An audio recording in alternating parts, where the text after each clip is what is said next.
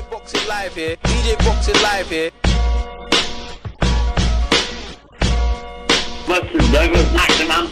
Buster Douglas, the fat bump, the leather Yo, this is Chris Caban chilling with my man EJ Boxing Live, one of the hottest, dopest boxing channels on YouTube. Check him out. The boxing beat some rounds on the EJ Live YouTube channel. And Thea was the number 10 rating contender, and he had never been knocked down. And Sonny destroyed his mouth. But Thea lost most of his teeth, basically with 1 or 2 left hooks. Oh shit, boy! What was look at kids sleeping like Manny Pacquiao? EJ Boxing Live here. EJ Boxing Live here.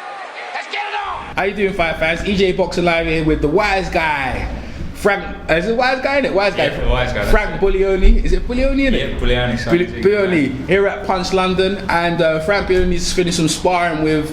Actually, I can't really say his name. I best not. So, Frank, how you think coming to the gym, and obviously you're with Don Charles, your new trainer? How's that going? Yeah, I'm really enjoying it. It's obviously I've come back to London because the logistics of the Dublin camps was just getting too taxing, too expensive.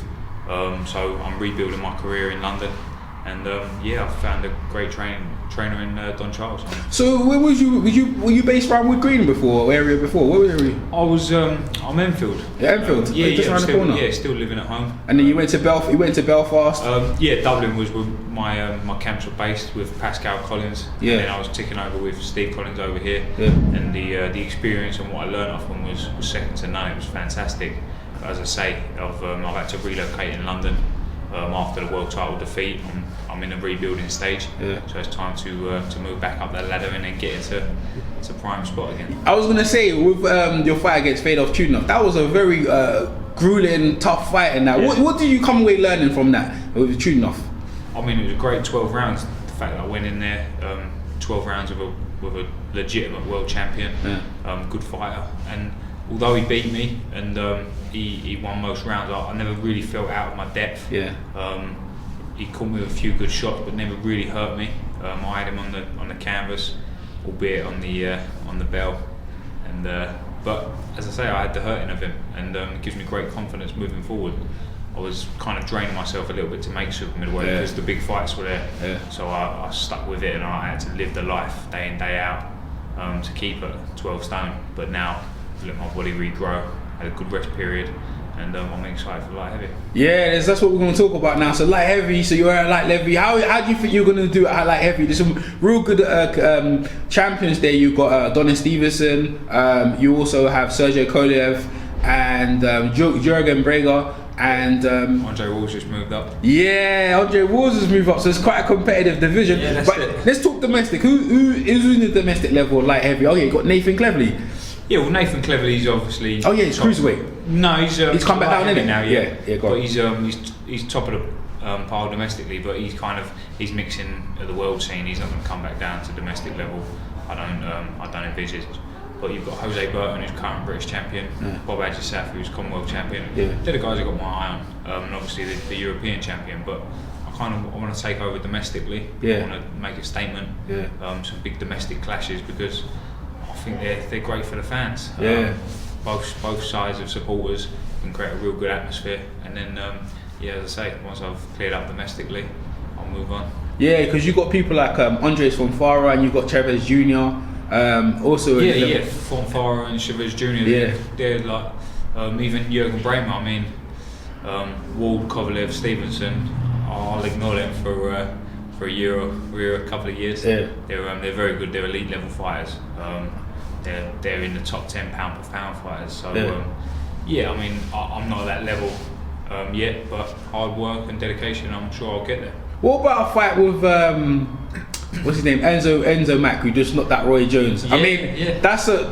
I think this is just my opinion. I think that's a good level because he's just not Roy Jones. The media hype. I mean, obviously he's a cruiser though. But he been fighting at light heavy. You fought Jurgen Breger the other day, innit? He can go. I think he can go back and forth, innit? I think Mac Renelli would only come back down to light heavy for a world title shot. Okay. That's kind of my understanding. I like Enzo. I had some good conversations with him, and he's he's massive for light heavy. Yeah. I know he's not the biggest cruiser, he's comfortable at weight, so he says he's got more energy at that. Yeah. Same with me with super middle and light heavy. Yeah. I feel much more comfortable at light heavy. Yeah. I think I can do some real damage, and I'm looking forward to them domestic clashes. Cool, man. So with Don Charles, what kind of things are you getting? How's the chemistry with you and John Charles? Well, we clicked straight away. I walked into the gym, spotlessly clean, nice, bright, airy atmosphere. I mean, those are important things. If you're going to be in a gym every single day learning, it's nice to be in an environment where you're comfortable. And as crazy as it sounds, like a bright, airy gym, it's nice. It kind of lifts your mood. So straight away, I was lifted, and then obviously speaking to Don, he said all the right things, and he started tweaking my performances, and he said he'd watched some of my fights, so I knew straight away he was dedicated and he was on it. So I'm really pleased with the setup now, and it's very close to where I am, so home from home. All right, so we get into it. So when do you reckon you're going to be in the ring, if any? We've got a date for us? Yeah, I've got March 26th on the EUBANKBLACKWELL Undercard. Oh, so that's going to be Channel TV? Yeah. Channel 5? Yeah. So Mick Hennessy's got me on his show. Yeah. So that's very good, and I'm looking forward to getting back out there and making some noise. That's a good look. I was listening to PS Boxing. Shout out to PS Boxing yesterday. I listened to his interview with Frank Buglioni, and so you point out are you a free agent right now? Yeah. Obviously, I'm self-managed, and I'm on a no promotional agreement. So I'm a free agent. So your relationship with Frank Warren, obviously, I was listening. Amicable split, Of course. I left Frank Warren on very good terms. That's good.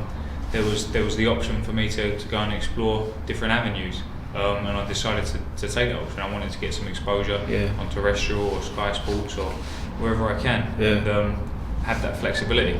So I decided to take that. But if Frank Warren offers me good fights or good opportunities, then there's no reason why I won't work with him in the future.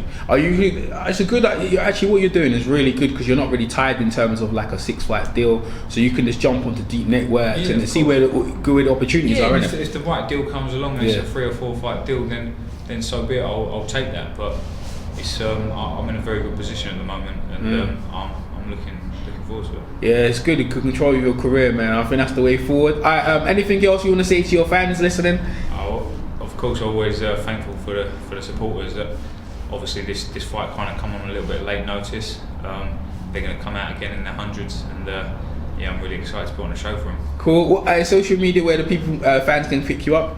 Yeah, on the Frank Buglioni on Twitter, Team Buglioni on Facebook, and Frank Buglioni on F Buglioni on Instagram. Alright, man. Hey, Frank, man, I really appreciate your interview. EJ Boxing Live here with Frank Buglioni, the wise guy.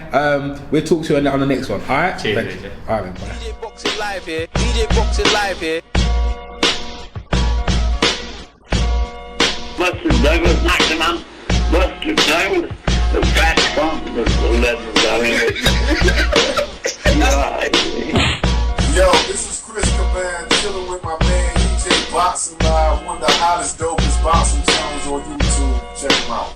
Some boxing beat some rounds on the EJ Live YouTube channel. And Thea was the number 10 rated contender, and he had never been knocked down. And Sonny destroyed his mouth. Thea lost most of his teeth, basically with 1 or 2 left hooks. Oh shit, boy! What was no kids sleeping like Manny Pacquiao? EJ Boxing Live here. EJ Boxing Live here.